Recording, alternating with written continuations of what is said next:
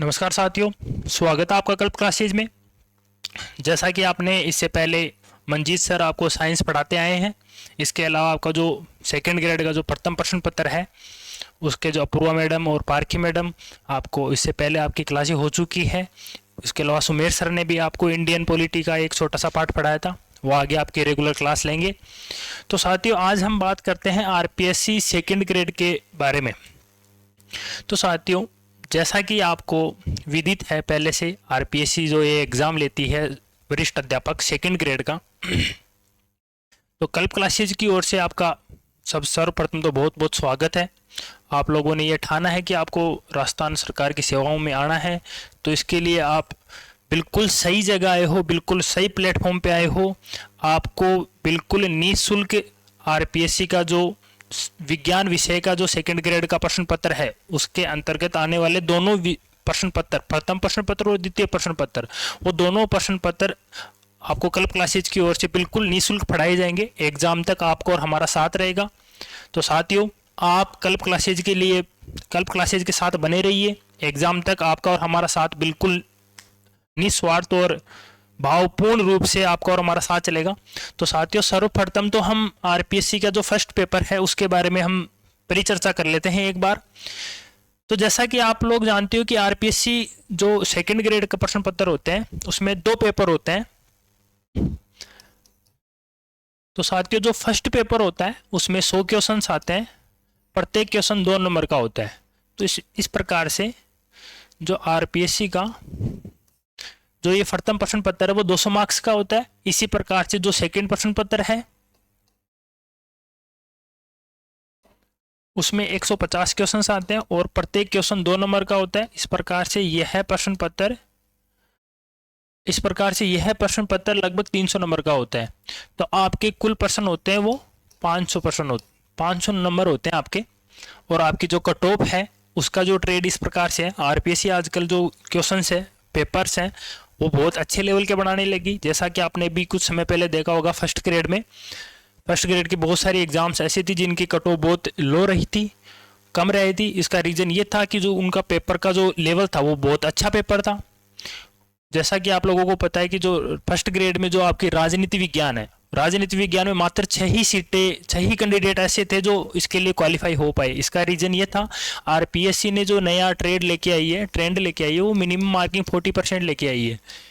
इसके अंदर कैटेगरी के अंदर फिर भी 5% का रिलैक्सेशन है, लेकिन जो ओबीसी और जनरल कैटेगरी है, इसके अलावा एक ईडब्ल्यूएस कैटेगरी है, उनमें आपको कोई रिलैक्सेशन नहीं है। मिनिमम मार्किंग आपकी 40% है। तो साथियों, आरपीएससी जो ये ट्रेड लेके आई है उसके अंतर्गत पेपर को बहुत हार्ड रख रही है, जिसमें विद्यार्थियों को, जो कैंडिडेट्स होते हैं, उनको मिनिमम मार्किंग 40% मार्क्स भी प्राप्त नहीं हो रहे। इस कारण से आपको देखो रेगुलर बहुत मेहनत से अभ्यास करना होगा, पढ़ना होगा।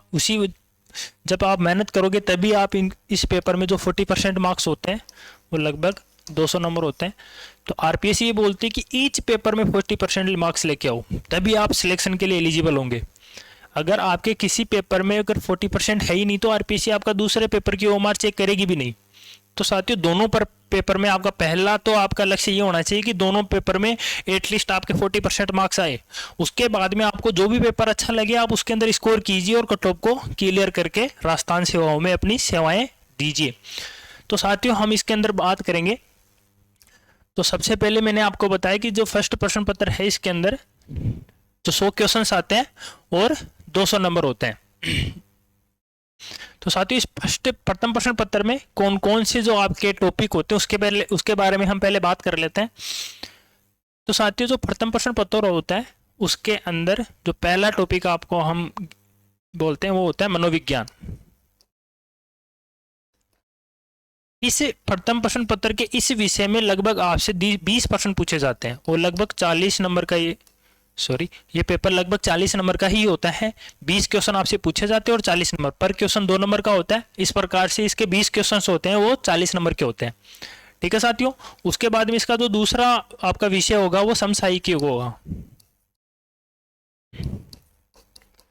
ठीक है साथियों, समसामयिकी से आपसे 10 प्रश्न पूछेगा। जो राजस्थान की समसामयिकी होगी, राजस्थान का ही करंट अफेयर होगा, उसमें 10 क्वेश्चन आपसे पूछेगा और 20 नंबर यहाँ से आएंगे। ठीक है साथियों, इस प्रकार से इसका जो तीसरा टॉपिक होगा वो राजस्थान का करंट अफेयर होगा। सॉरी, राजस्थान का करंट अफेयर यहाँ पे हो चुका है। अब राजस्थान का जीके होगा। राजस्थान के जीके से आपको वो कितने क्वेश्चन पूछेगा और कितने मार्क्स के होंगे उसके बारे में एक बार हम नज़र डाल लेते हैं। ठीक है साथियों, इस राजस्थान के जीके में पहला तो आपका होगा राजस्थान का भूगोल, जो कल्प क्लासेज की ओर से आपको अपूर्वा मैम पढ़ाएंगे। राजस्थान के भूगोल से आपको जो क्वेश्चंस होंगे वो 10 क्वेश्चन पूछे जाएंगे, जो कि 20 नंबर के होंगे। ठीक है साथियों, उसके बाद में हम आगे बढ़ते हैं। इस राजस्थान के भूगोल में हम अर्थशास्त्र का भी पार्ट शामिल कर लेते हैं। जो राजस्थान की जो जीके में अर्थशास्त्र आपके सेकंड ग्रेड में अलग से नहीं पूछेगा, अर्थशास्त्र का एक छोटा सा पार्ट होगा, वो इसी में हम आपको पढ़ाएंगे, इसी में शामिल होगा, जो कि आपके 10 क्वेश्चन आपसे पूछे जाएंगे। ठीक है साथियों, नेक्स्ट आपके होंगे राजस्थान का जो प्रशासन है, जिसके अंदर हम पढ़ते हैं पॉलिटी।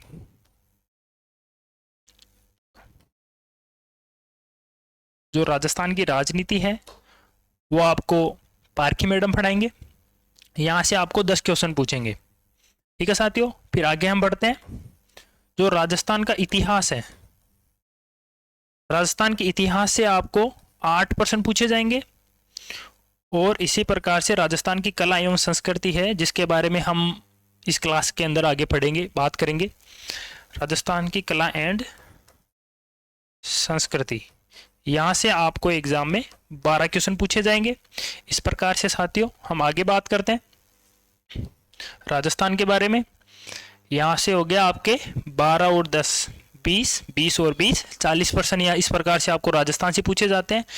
और 20 क्वेश्चन आपके यहाँ से हो, 10 क्वेश्चन आपके राजस्थान के करंट अफेयर से हो गए, और 20 क्वेश्चन हो गया आपके जो आपका मनोविज्ञान है यहाँ से। तो इस प्रकार से आपके 30% ये हो गए, 40% ये हो गए, तो 70% मैटर तो आपका ये हो गया। जो शेष 30% मैटर है वो आपके इंडिया के और वर्ल्ड जीके से आता है।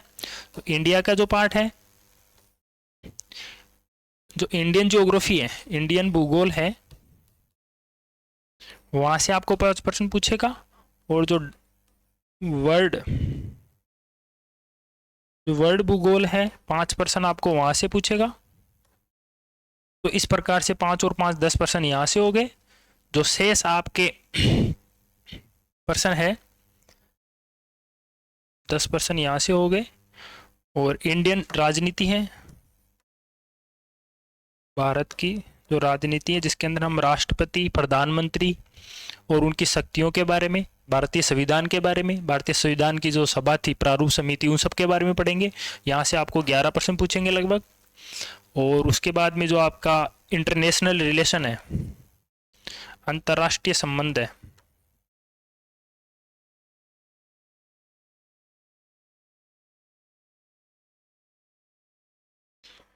तीन % आपको यहाँ से पूछेंगे। तो इस प्रकार से आपके कुल 14 और 10 24% हो गए। शेष आपका जो 6 क्वेश्चन है वो कोई टॉपिक आपका क्या रह गया, इंडियन आपकी जो अर्थशास्त्र है, एक टॉपिक वहां से रह गया, और कुछ रह गया तो अपन देख लेंगे बाद में। तो इस प्रकार से जो अपन मोटे मोटे तौर पर इस प्रकार से देख रहे हैं, तो आपका पेपर इस प्रकार से बनता है। हम पढ़ेंगे आपके साथ राजस्थान की भूगोल, राजस्थान के प्रशासन, राजनीति, राजस्थान का इतिहास, राजस्थान की कला और संस्कृति, और फिर अपने भारत और वर्ल्ड की तरफ बढ़ेंगे। तो साथियों हम पढ़ाएंगे आपको राजस्थान की कला और संस्कृति के बारे में। ठीक है साथियों, जो कट ऑफ है उसके बारे में मैंने आपको बता ही दिया कि कट ऑफ है। पिछले कुछ समय से पेपर थोड़ा हार्ड बन रहा है, तो साथियों इस कट ऑफ के ऊपर बिल्कुल नहीं जाना, क्योंकि आरपीएससी का कोई भरोसा नहीं है, कैसा भी पेपर बना सकती है। आपको बस निस्वार्थ और आपको बस पढ़ाई करनी है, आपको बस सीखना है, पहले के जैसा नहीं है। आपका और हमारा साथ बिल्कुल बना रहेगा। आपको हमारे ऊपर विश्वास रखिए, हमारा जो कंटेंट है बिल्कुल तैयार रहेगा आपके लिए। हम निरंतर इसके लिए प्रयासरत रहेंगे, एग्जाम तक आपका और हमारा साथ रहेगा। तो दोस्तों इस प्रकार से जो आरपीएससी 2022 है उसकी जो कट ऑफ थी आपकी जनरल की, तो पहली लिस्ट आपकी आती है उसके अंदर 226.5 के लगभग आपकी कट ऑफ रहती है। जो फिर फाइनल आपकी लिस्ट आती है उसमें 250 कट ऑफ रहती है, इसके आसपास रहती है। और जो 2018 में आपकी जो कट ऑफ होती है 228 होती है। और आपकी जो संस्कृत एजुकेशन है उसमें आपकी कट ऑफ 2022 में 263 रहती है। इसका रीज़न ये था कि इसके अंदर सीटें आपकी जो संस्कृत डिपार्टमेंट में आप जानते हो सीटें थोड़ी कम आती है, इसलिए यहाँ पे आपकी सीटें आपकी जो कट ऑफ है वो 263 तक जाती है। तो साथियों हम इस ऐसे ही हम आगे बढ़ते हैं और अपने जो सिलेबस के बारे में बात करते हैं। सिलेबस के बारे में हम बात कर चुके हैं, अब हम आगे बढ़ते हैं और राजस्थान की कला एवं संस्कृति के बारे में बात करते हैं। उसमें कौन से टॉपिक से कितने प्रश्न आते हैं इसके बारे में हम बात करेंगे और उनके आगे प्रत्येक टॉपिक के बारे में विस्तार पूर्वक चर्चा करेंगे। उसके पश्चात हम टॉपिक के बारे में बात करने के बाद में जो पूर्व आरपीएससी और कर्मचारी चयन बोर्ड में उस विषय से जो प्रश्न पत्र उस विषय से जो प्रश्न पत्र में जो क्वेश्चन पूछे गए उनके बारे में हम चर्चा करेंगे। हम यहीं इसी क्लासरूम में हम सोल्व करेंगे और उसके बाद में हम आगे बढ़ेंगे और आप इसका निरंतर अभ्यास जारी करते रहिए, अभ्यास जारी रखिए, एग्जाम तक आप निरंतर प्रयास कीजिए, आपका सिलेक्शन निश्चित होगा क्योंकि आपको खुद के ऊपर विश्वास होगा। ठीक है साथियों, अब हम बात करते हैं राजस्थान की कला एवं संस्कृति के बारे में। राजस्थान की कला एवं संस्कृति में कुछ निम्न प्रकार से ये टॉपिक रहेंगे, इन टॉपिकों के बारे में हम बात करते हैं। राजस्थान के लोक देवता और लोक देवियाँ। तो साथियों राजस्थान के लोक देवता आप लोग अपने जन सामान्य में देखते हो, आप अपने आसपास देखते हो, विभिन्न समय में हम जो लोक देवता होते हैं उनके मेले वगैरह भरते हैं, हम देखते हैं। तो साथियों जो लोक देवता वो पुरुष होते हैं जो अपने जन सामान्य में अपने जैसे ही लोग होते हैं, लेकिन ये अपने जीवन में ऐसे ऐसे कार्य करते हैं अपने आसपास के लोगों के लिए, इसलिए इनको देवताओं के साथ तुलना की जाती है। ये लोग अपने आसपास ही उपस्थित होते हैं, जैसा कि मैंने अभी कहा।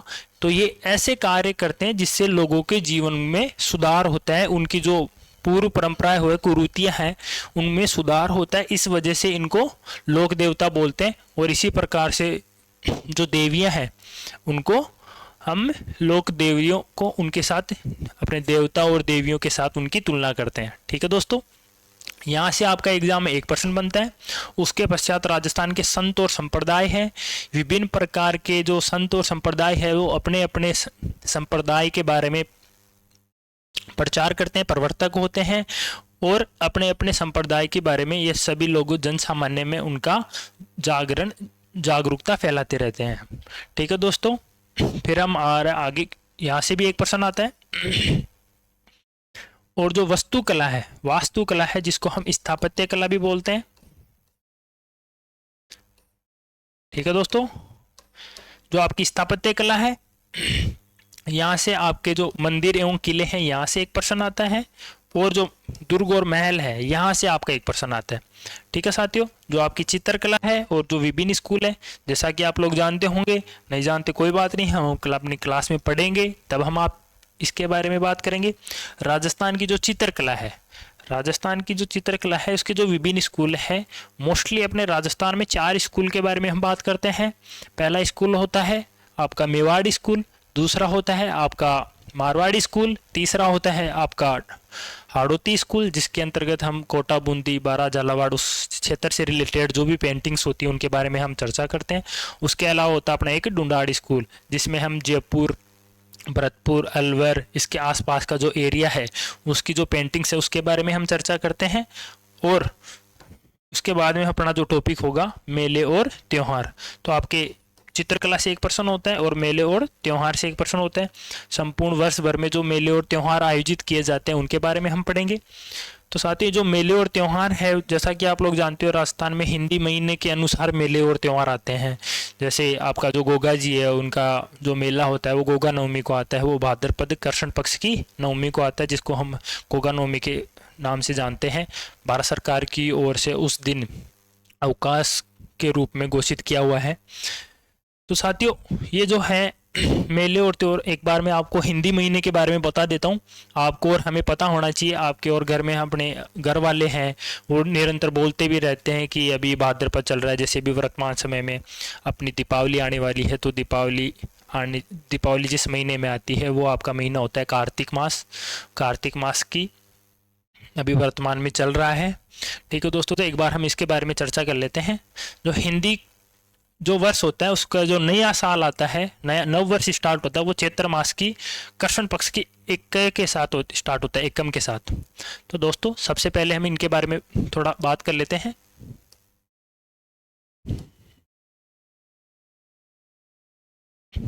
तो सबसे पहले आपका महीना आता है चैत्र, फिर आता है वैशाख, फिर आता है ज्येष्ठ,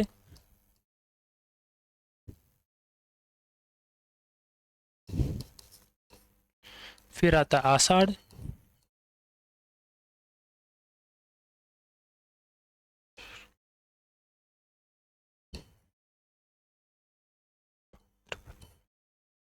चैत्र वैशाख जेठ आषाढ़ श्रावण भाद्रपद आश्विन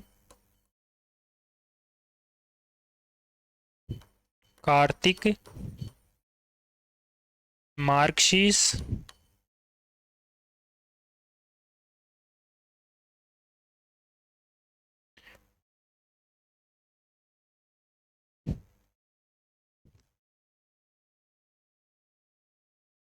पोष, जिस महीने में पोष बड़ों का आयोजन किया जाता है, बड़े चटकारे ले लेके खाते हो ना, उस महीने को बोलते हैं पोष महीना, इसीलिए हम उसको पोष बड़ा बोलते हैं। ठीक है साथियों, वो अपनी सर्दियां जैसे ही जनवरी के आसपास का जो महीना होता है वो इसी पोष बड़े के आसपास आता है, दिसंबर और जनवरी का। सर्दियों में मजे आते हैं पकौड़ी खाने में, हलवा और पकौड़ी दिए जाते हैं, तो उसी महीने को बोलते हैं पोष महीना। फिर आपका महीना आता है माघ, और फिर लास्ट में आता है फाल्गुन, जिस महीने में अपन होली बनाते हैं। तो आपका जो चैत्र महीना आता है वो आपके मार्च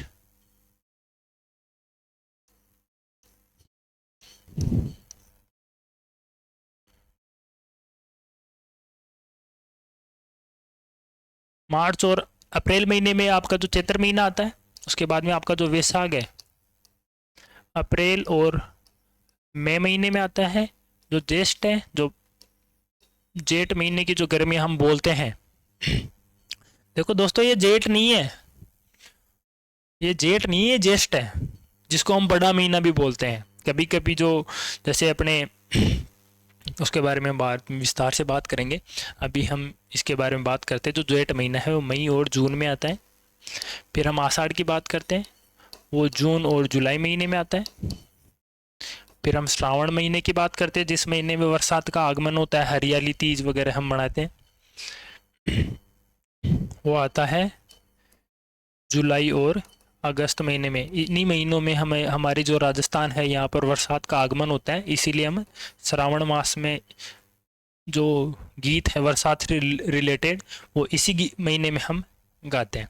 ठीक है साथियों, फिर आगे बात करते हैं भाद्रपद महीने में। भाद्रपद महीना अगस्त और सितंबर के आसपास आता है। और जो आश्विन महीना है, जिस महीने में हम श्राद्ध पक्ष का आयोजन करते हैं अपने घर पर, अपने जो पूर्वज हैं जिनकी बहुत समय पहले वो जो उनकी डेथ हो चुकी है, उनको हम प्रसाद स्वरूप खाना बनाकर उनके लिए खिलाते हैं। वो तो खाना जो महीना है आश्विन महीने में बनाते हैं, जो सितंबर और अक्टूबर महीने में आता है। नेक्स्ट आपकी कार्तिक महीना है, जो अक्टूबर और नवंबर महीने में आता है, जो कि वर्तमान में है। जो कार्तिक महीने की जो अमावस्या है उस दिन हम दीपावली का आयोजन करते हैं, दिए जलाते हैं। ठीक है दोस्तों, फिर हम आगे बात करते हैं मार्गशीर्ष, जो नवंबर और दिसंबर महीने में आता है। फिर अपने पोष बड़े पे आते हैं हम। पोष बड़ा कब खाते हैं अपन? दिसंबर और जनवरी की सर्दियों में। तो अपने जो पकोड़े हैं वो बहुत अच्छे लगते हैं इस महीने में। फिर अपन माघ महीने में आते हैं। माघ महीना है वो जनवरी और फरवरी में हम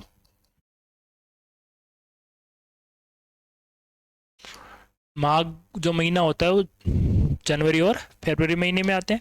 फिर अपन फाल्गुन पे चलते हैं। फाल्गुन महीने, जिस महीने में हम होली बनाते हैं, फरवरी और मार्च महीने में। इस प्रकार से आपके जो हिंदी महीने हैं वो इस प्रकार से हैं। दोस्तों आपको ये याद होने चाहिए, इन्हीं के साथ अपन रिलेट करते हुए अपन पढ़ेंगे इनके बारे में।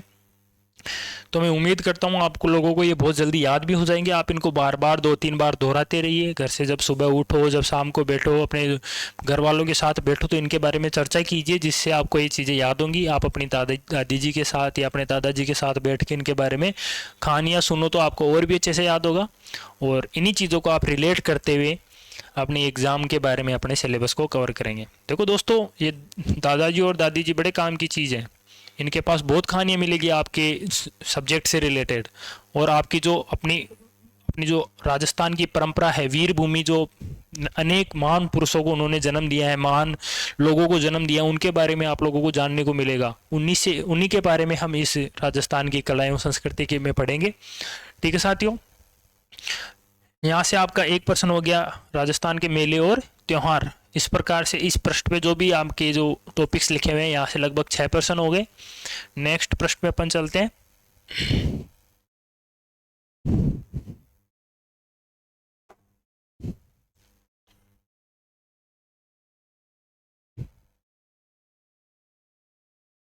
ठीक है साथियों, नेक्स्ट पृष्ठ पे है आपके रीति रिवाज। राजस्थान के अंतर्गत कौन से समय पे कौन सा आपकी परंपरा चल रही है, कौन सी परंपरा कब से चल रही है, उस परंपरा में क्या है, कैसे किए जाते हैं, किस प्रकार का पहनावा, कौन से क्षेत्र में किस प्रकार का पहनावा पहना जाता है, ओढ़नी कहाँ पे ओढ़ी जाती है, पोमचा कहाँ का है। तो ऐसे जो आपके जो आभूषण है, कपड़े हैं, पहनावा है, आपके जो कौन से शरीर के कौन से अंग पे कौन सा आभूषण पहना जाता है, इन सब के बारे में हम यहाँ पढ़ेंगे। हस्तशिल्प के बारे में पढ़ेंगे, कौन से जैसे कौन से क्षेत्र में किस प्रकार के जो कपड़ा है, जो दरिया है हुई, जो आपके जो चद्दर वगैरह हो गए, आपकी ओढ़नियाँ हो गई, जो पुरुषों की कुर्तियाँ हो गई, इन सब के बारे में कौन से क्षेत्र में कौन सा कपड़ा बनाया जाता है, कहाँ पे क्या प्रसिद्ध है, इन सब के बारे में हम पढ़ेंगे। राजस्थान के रीति रिवाज, हस्तशिल्प, पोशाक और आभूषण में यहाँ से आपके एग्जाम में आता है 1 क्वेश्चन। उसके बाद में हम आगे बढ़ते हैं। राजस्थान की जो लोक संगीत और लोक नृत्य हैं, इन दोनों से आपके एग्जाम में 1-1% आता है। फिर आपकी राजस्थान की जो भाषा है, जो राजस्थान में मुख्यतः 2 भाषा है, डिंगल और पिंगल। ठीक है दोस्तों, एक भाषा जो आपकी जो डिंगल है, एक होगी पिंगल। ठीक है दोस्तों, इन दोनों से आपके जो क्वेश्चन पूछे जाते हैं, मोस्टली ये जो 2 प्रकार है, इनके बारे में और भी कई चीज़ें पढ़ेंगे हम। जो भाषा से रिलेटेड आपका जो एग्जाम में पर्सन आएगा वो 1% आएगा। ठीक है दोस्तों, जो साहित्य है, जो आपके जो विभिन्न कवि हुए, जो लेखक हुए, उन्होंने कौन कौन सी पुस्तक लिखी, कैसे कैसे, उनके जो किस पुस्तकों के बारे में क्या क्या था, तो इन सब के बारे में आपसे एग्जाम में 1 क्वेश्चन पूछेगा। इस प्रकार से कुल 2% हो गए। फिर हम आगे बढ़ते हैं। राजस्थान के प्रमुख व्यक्तित्व जिन्होंने राजस्थान की जो विभिन्न समुदाय है, विभिन्न लोग हैं, विभिन्न क्षेत्र है, वहाँ पे जो वहाँ के लोगों के लिए क्या उन्नति के लिए क्या कार्य किए हैं, उनके जो समाज सुधारक हेतु क्या कार्य किया, जैसे 1857 की क्रांति से संबंधित हो गया या उसके बाद में हो गया, महिलाओं के उत्थान के लिए हो गया। तो इन सब में जो महत्वपूर्ण भूमिका निभाने वाले जो लोग हैं, ऐसे ही हम बात करते हैं राजस्थान के जो किसान आंदोलन हो गए, तो इन सब के बारे में जो जिन व्यक्तियों ने जो मुख्य भूमिका अदा की, उन सब के बारे में पढ़ेंगे। तो इस प्रकार से आपके राजस्थान की कला और संस्कृति से कुल 12% हो गए, जो कि 24 नंबर के हैं। ठीक है साथियों, हमारा प्रयास रहेगा कि यहाँ से हम ज़्यादा से ज़्यादा पर्सन एग्जाम में सही करके आए और अपने जो आपकी जो स्कोर है, आपको जो यहाँ से हम जनरेट करें और हम यहाँ से नंबर प्राप्त करें। ठीक है साथियों, आगे हम पढ़ते हैं अपने जो राजस्थान की कला और संस्कृति का जो पहला ही टॉपिक है, राजस्थान के लोक देवता। ठीक है साथियों, राजस्थान के लोक देवताओं के बारे में हम पढ़ते हैं। जो राजस्थान के लोक देवता हैं उसके बारे में हम सबसे पहले पढ़ते हैं राजस्थान के पंचपीर। आप लोगों को पता है कि राजस्थान के जो पंचपीर हैं वो राजस्थान में जो लोक देवता है वो बहुत प्रसिद्ध है। पंचपीर में हम इसके बारे में हम एक दोहा भी पढ़ते हैं।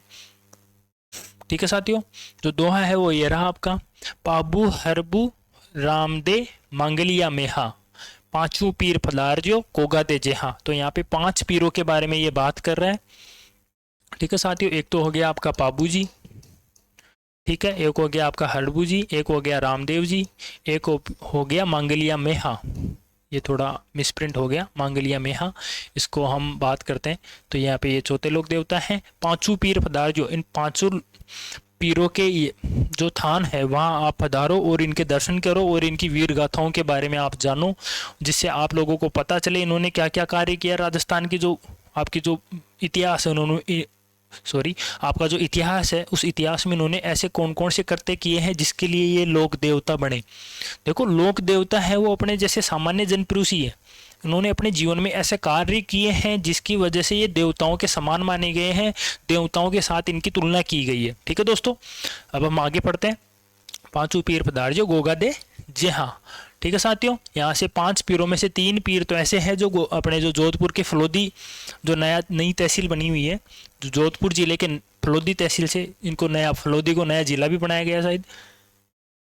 ठीक है साथियों, तो ये जोधपुर के जो फलोदी है वहाँ से बिलोंग करते हैं अपने। जो तो पाबू जी हैं, एक आपके हड़बू जी हैं और एक आपके हैं मेहा जी मांगलिया। ठीक है साथियों, पाबू जी हैं आपके कोलमुंड गांव के, जो आपके मेहा जी हैं मेहा जी मांगलिया हैं वो आपके बेंगटी गांव से हैं, और जो आपके हड़बू जी हैं वो आपके जोधपुर से हैं, फलोदी के ही हैं। वो अभी दिमाग से मिस हो गया, जब हम पढ़ेंगे तब वो आ जाएगा, कोई बात नहीं। फिर हम आगे पढ़ेंगे गोगा जी के बारे में। ठीक है साथियों, अब हम पढ़ते हैं आज की क्लास में गोगा जी के बारे में। तो गोगा जी हैं, इन चीज़ों को हम एक कहानी से याद करेंगे दोस्तों, जिससे हमारे पास ये जो हम पढ़ रहे हैं, जो हम ज्ञान अर्जित करें वो स्थायी हो जाए। हम एक दूसरी चीज़ों को हम रिलेट करते हुए पढ़ेंगे, जिससे हम इन चीज़ों को बहुत जल्दी भूलें नहीं।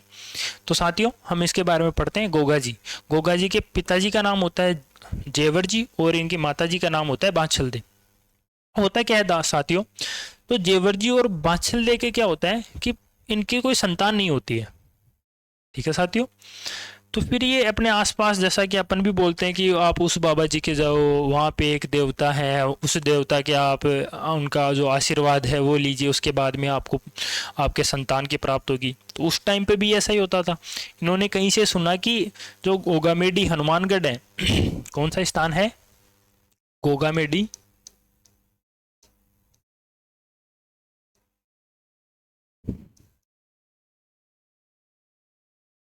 हनुमानगढ़। ठीक है, गोगामेडी हनुमानगढ़ नाम का एक स्थान है, वहाँ पे एक पहाड़ी है, उस पहाड़ी के ऊपर एक देव पुरुष रहते हैं जिनका नाम होता है गुरु गोरखनाथ। क्या नाम होता है दोस्तों, गुरु गोरखनाथ। तो जब इन्होंने इनके बारे में सुना तो ये आपके जो जेवर जी और बांछलदे हैं वो वहाँ जाते हैं, और वहाँ जाकर उनके उनके जो आशीर्वाद के फल स्वरूप उन्हें एक पुत्र की रत्न की प्राप्ति होती है। क्या प्राप्त होता है दोस्तों, पुत्र गोगा जी। ठीक है, वो किसके आशीर्वाद से प्राप्त होता है,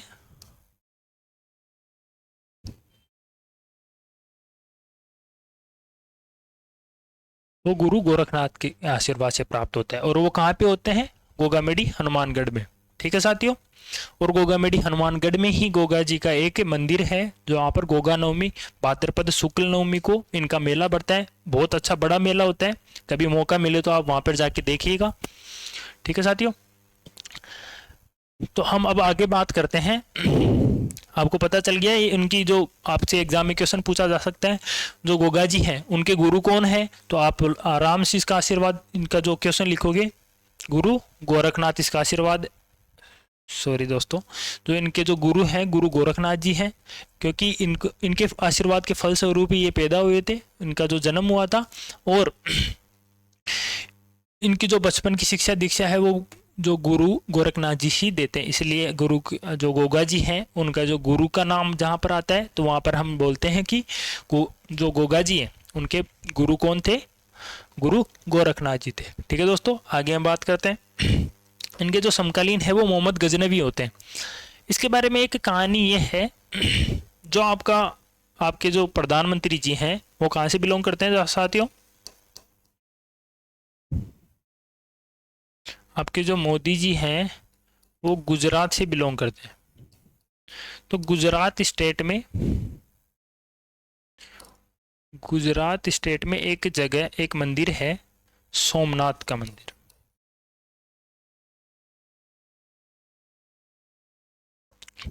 तो यहाँ पे आपके जो मोहम्मद गजनवी है वो सोमनाथ मंदिर को लूट कर वापस आ रहे होते हैं। अब जैसा कि आप लोगों को पता है कि राजस्थान की जो भौगोलिक स्थिति है वो इस प्रकार से है कि यहाँ पे आपका गुजरात है,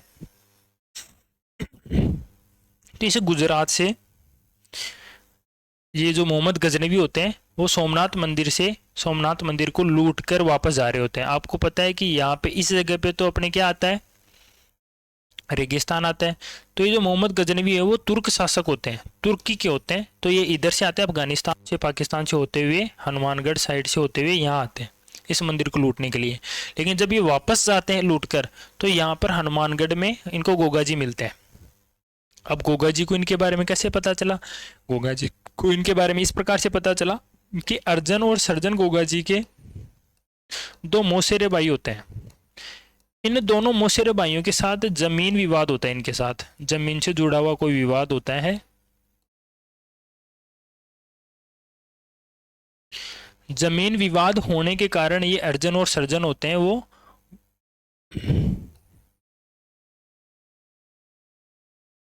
जमीन विवाद होने के कारण जो अर्जन और सर्जन होते हैं वो जाकर मोहम्मद गजनवी से जाके मिल जाते हैं, जो आपके महमूद गजनवी।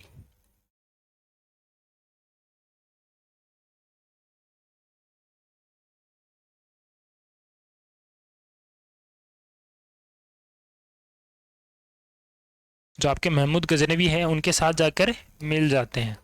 ठीक है साथियों, और इनके साथ मिलकर ये किससे युद्ध करते हैं? अब इनका जो युद्ध होता है वर्सेस गोगा जी। क्यों होता है? क्योंकि ये इस मंदिर को लूट कर वापस लेके जा रहे होते हैं और गोगा जी इनके साथ युद्ध करते हैं, और इस युद्ध में गोगा जी वीर गति को प्राप्त होते हैं, और जो इनकी पत्नी होती है मेनल वो इनके साथ सती हो जाती है। ठीक है साथियों, तो क्या होता है, ये जो घटनाक्रम है लगभग साल 1025 ईस्वी के आसपास का है। वर्तमान में 2025 ईस्वी चल रही है, तो हम कह सकते हैं कि 1000 वर्ष पहले का ये घटनाक्रम है। क्या साथियों, ये घटनाक्रम कितने वर्ष पहले का है? 1000 वर्ष पहले का है। तो यहाँ से आपको क्या पता चलता है, हम क्या बात कर सकते हैं कि आज से 1000 वर्ष पूर्व मोहम्मद गजनवी जो आपके गुजरात है, गुजरात का एक सोमनाथ मंदिर है, उस मंदिर को लूट कर वापस जा रहे होते हैं। और जो इनका रास्ता होता है वो कहाँ किधर से होता है? आपका जो हनुमानगढ़ है, हनुमानगढ़ का कौन सा स्थान है? गोगामेडी। हनुमानगढ़ का, जैसा कि आप लोग इससे पहले भी पढ़ते होंगे कि हनुमानगढ़ में एक बटनेर का किला है। कौन सा किला है? बटनेर का किला। इस बटनेर के किले को जो आपके अकबर के जो दरबारी नवरत्नों में से एक दरबारी होते हैं अब्बुल फजल, कौन होते हैं साथियों? अब्बुल फजल। जो अब्बुल फजल इनको अब्बुल फजल, ये थोड़ा गलत हो गया क्या? अब्बुल फजल, ये अकबर के 9 रत्नों में से एक रत्न होते हैं अब्बुल फजल। इनकी एक बुक्स होती है जिस बुक्स का नाम है आइन ए अकबरी। उस बुक का क्या नाम है? आइन ए अकबरी। देखो दोस्तों, अब्बुल फजल है वो अकबर के दरबारी होते हैं, और क्या होते हैं? एक राइटर होते हैं। इन्होंने एक पुस्तक लिखी आइन ए अकबरी। उस आइन ए अकबरी में उन्होंने बटनेर के किले का जिक्र किया और ऐसा कहा कि ये जो पूरे संसार है उसमें सबसे मजबूत किले के नाम से इसका व्याख्या की गई है। ठीक है साथियों, और राजस्थान के अब्बुल फजल कौन है? मोनोत नैंसी। राजस्थान के अब्दुल फजल कौन है? मुहनोत नैंसी, जिन्होंने कौन सी बुक्स लिखी थी? नैंसीरी ख्यात। उसके बारे में हम आगे बात करेंगे। ठीक है साथियों, तो जब ये इस किले, इस गढ़ को, सॉरी, जब ये सोमनाथ मंदिर को जब ये लूट के वापस जा रहे होते हैं, तो वापस किधर से जा रहे होते हैं? इस हनुमानगढ़ गोगामेडी से होते हुए जा रहे हैं, और इनको रास्ते में कौन मिलते हैं? गोगा जी। इनके साथ जो आपके मोहम्मद गजनवी हैं, इनके साथ कौन मिल जाते हैं? अर्जन और सर्जन। इनके साथ मिलकर युद्ध किसके साथ होता है? गोगा जी का। इस युद्ध में गोगा जी क्या होते हैं? वीरगति को प्राप्त हो जाते हैं, और वीरगति को प्राप्त होने के पश्चात इनकी जो पत्नी है मेनल वो इनके साथ क्या होती है? सती। तो यहाँ से एक बार आप क्विक रिकेप कीजिए आप। इनका जन्म है वो ददेरवा चूरू में होता है। इनके जो पिता है वो जेवर जी हैं, इनकी माता है वो वात्सल दे। इनको जो पुत्र, इनके जो संतान की प्राप्ति नहीं होती है, तो ये किसके पास जाते हैं? गुरु गोरखनाथ जी के पास जाते हैं। गुरु गोरखनाथ जी कहाँ थे? गोगामेडी हनुमानगढ़ में। और उनकी जो पत्नी है वो कौन है? मैनल दे, जिनके साथ इनकी वीरगति के पश्चात क्या हो जाती है? इनके साथ सती हो जाती है। तो ठीक है साथियों, एक बार फिर से इनका रिविजन कर लीजिए आप, जिससे आपको ये चीज़ें याद हो जाएगी। आगे हम बढ़ते हैं। जो गोगाजीरा रसावल है, इनकी जो किताब का नाम है गोगाजीरा रसावल। ठीक है साथियों, इनकी जो किताब का नाम था गोगाजीरा रसावली, किताब किसने लिखी थी? बिट्ठू मेहा ने। बिट्टू मेहा जी ने ये किताब लिखी। इसके राइटर कौन थे? बिट्टू मेहा जी। इस किताब में गोगा जी के जो संपूर्ण जीवन जो परिचय है उसके बारे में बताया गया है, और संपूर्ण जीवन के बारे में जो इनकी जो व्याख्या की हुई है गोगा जी के संपूर्ण जीवन का जो घटनाक्रम है, उनके जो चमत्कार है, उन सब के बारे में कहाँ पे व्याख्या की गई है? गोगाजीरा रसावल। और वो बुक किसने लिखी थी? बिट्ठू मेहा जी ने। ठीक है साथियों, आगे हम बढ़ते हैं। इनका जो मेला है वो गोगामेडी हनुमानगढ़ में पड़ता है, और मेला किस दिन को पड़ता है? जैसा कि हमने भी बात की थी, गोगा नवमी को। और गोगा नवमी कब आती है साथियों? भाद्रपद कृष्ण नवमी को। ठीक है साथियों,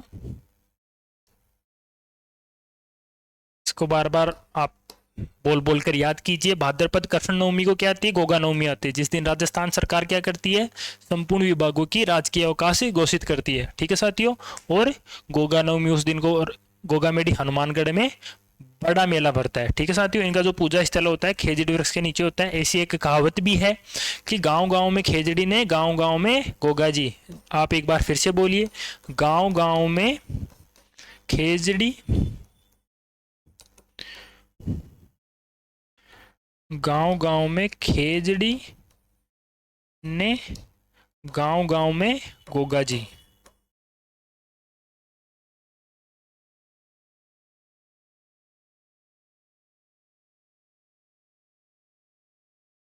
तो देखिए साथी, इन जो जितने भी आपके लोक देवता हैं उनको किसी वृक्ष या किसी अपनी जो प्रकृति है, किसी देवता, जितने भी आपके लोक देवता हैं उनको किसी जानवर, पक्षी या किसी पशु या किसी अपने जो प्रकृति से संबंधित जो पेड़ पौधे हैं उनसे जोड़ देते हैं, ताकि उन पेड़ पौधों को भी बचाए रखने का संदेश आपको लोगों को मिले। लोग इनके साथ लोगों की श्रद्धा का भाव जुड़ जाता है, जिससे वो पेड़ को काटने या उन पशु पक्षियों का जो शिकार होता है उसके ऊपर रोक लगाई जा सके।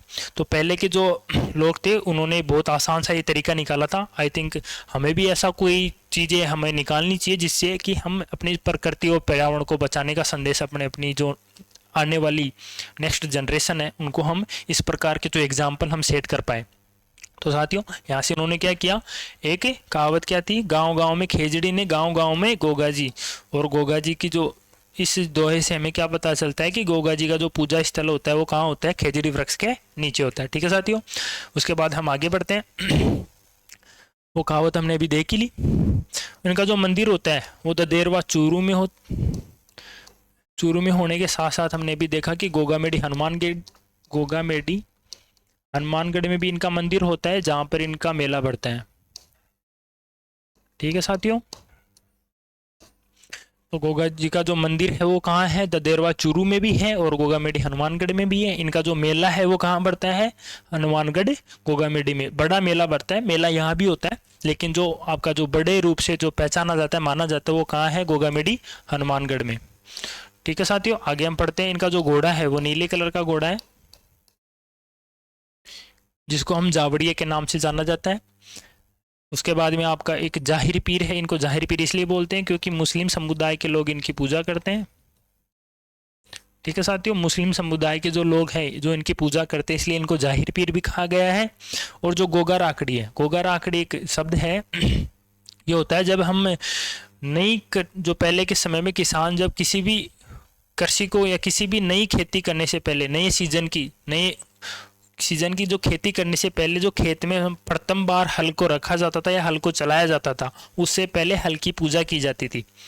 ठीक है साथियों, उस हल की पूजा करते हुए उस हल के हम एक राखी बांधी जाती थी। उस घटनाक्रम या उस प्रक्रिया, उस राखी को क्या बोला जाता था? गोगा राखड़ी। ठीक है साथियों, ये याद रहेगा। ठीक, एक बार फिर से आप देख लीजिए।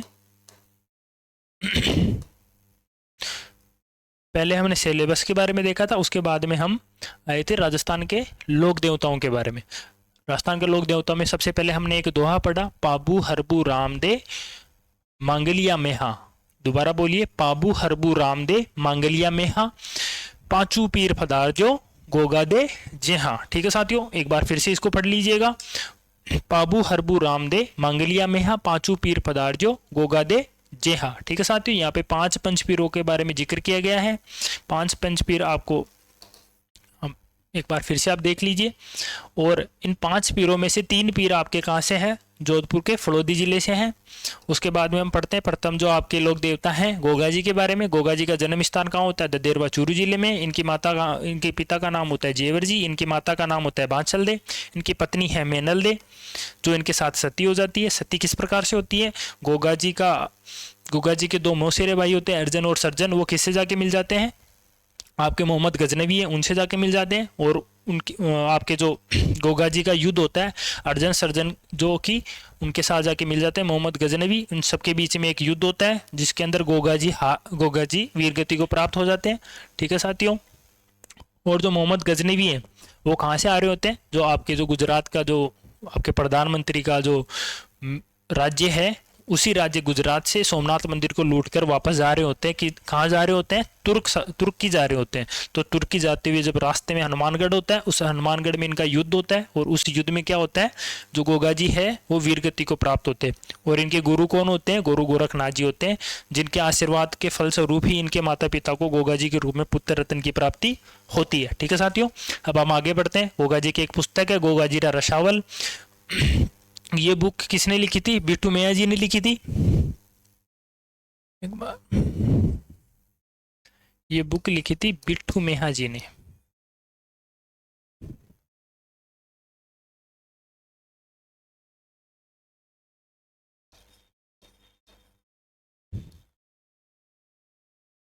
ठीक है, इनका क्या नाम हम बोल सकते हैं? मेहा जी भी, कभी मेह भी बोल सकते हैं और बिट्टू मेहा जी भी बोल सकते हैं। इनका जो मेला है वो गोगामेडी हनुमानगढ़ में बढ़ता है। कब बढ़ता है? भाद्रपद कृष्ण नवमी को गोगा नवमी के रूप में मनाते हैं। इनकी जो पूजा होती है वो खेजड़ी वृक्ष के नीचे होती है। इनकी ये कहावत भी प्रसिद्ध है, गांव गांव में खेजड़ी ने गांव गांव में गोगा जी। ठीक है साथियों, अब आगे बढ़ते हैं। इनका जो मंदिर होता है वो ददेरवा चूरू जिले में भी है, जो इनकी जन्मस्थली भी है। और इनका एक मेला है वो गोगामेडी में, जहाँ ये वीरगति को प्राप्त होते हैं। ठीक है साथियों, ये हनुमानगढ़ में है और ये चूरू में है, दोनों जिले पास पास में ही है। इनका जो घोड़ा है वो नीला घोड़ा है, जिसको हम जावड़िया के नाम से भी जानना चाहते हैं। इनको जाहिर पीर कहा गया है क्योंकि मुस्लिम समुदाय के लोग इनकी पूजा करते हुए इनको जाहिर पीर के नाम से बुलाते हैं। ठीक है साथियों, गोगा राखड़ी, जैसा कि मैंने बताया, जब भी नई खेती की शुरुआत होती है तो हल की पूजा करते हुए हल को एक राखी बांधी जाती है, उसको हम क्या बोलते हैं? गोगा राखड़ी। ठीक है साथियों, अगले जो पंच पीर है उसके बारे में हम अगली क्लास में पढ़ेंगे। इस क्लास के अंदर हमने गोगा जी के बारे में पढ़ा, सिलेबस के बारे में थोड़ा बहुत जाना।